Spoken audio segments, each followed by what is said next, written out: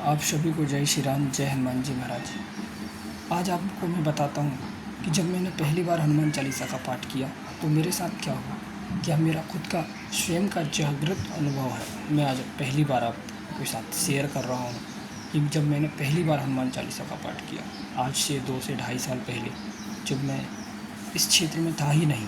मैं भी आपकी तरह ही था, जैसे कि आप खुद जानते हैं कि आप लोग कैसे हैं, जो लोग इस वीडियो को देख रहे हों। बस सेम उसी प्रकार का मैं भी इंसान था वैसा कि सब प्रकार से कह लीजिए आप कि जो अभी आज के ज़माने में आप लोग देख रहे हैं, बस सेम ही। अभी तो भैया हम पूरे सात्विक बनने की कोशिश कर रहे हैं कि पूर्णतः सात्विक हम हो जाए। चलिए मैं आज आपको बताता हूँ कि बाबा हनुमान जी महाराज की जब मैंने चालीसा का पाठ किया, जब जीवन में पहली बार, तब क्या हुआ। हनुमान चालीसा का जब मैंने पाठ किया तो क्योंकि मेरे अंदर कुछ ना कुछ ऐसे नकारात्मकता जो थी ना, वो शरीर के अंदर ही थी।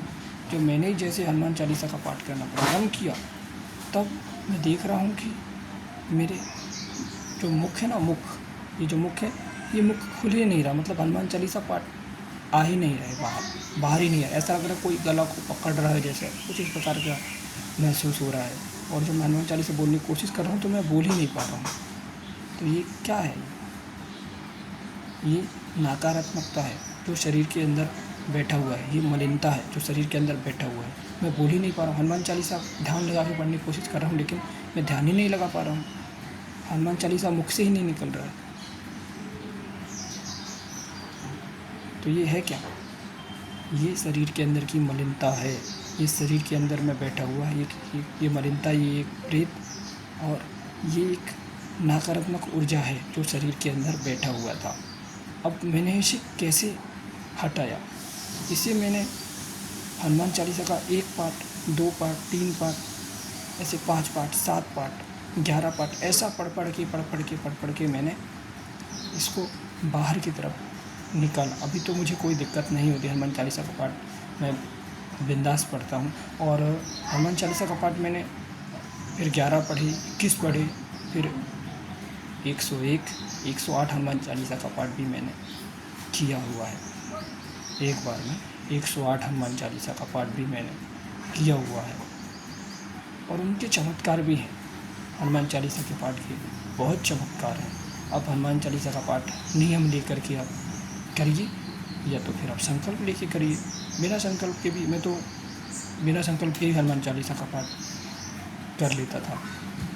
कोई संकल्प नहीं, जो है आपकी प्रसन्नता के लिए, आप जैसे प्रसन्न हो जाए, जो कुछ भी देना चाहें आप, कोई संकल्प नहीं। वैसे तो संकल्प तो करना आवश्यक होता है, क्योंकि बिना संकल्प के पूजा का फल शायद प्राप्त नहीं होता है जो जितना हमें मिलना चाहिए, शायद ऐसा शास्त्र कहते हैं।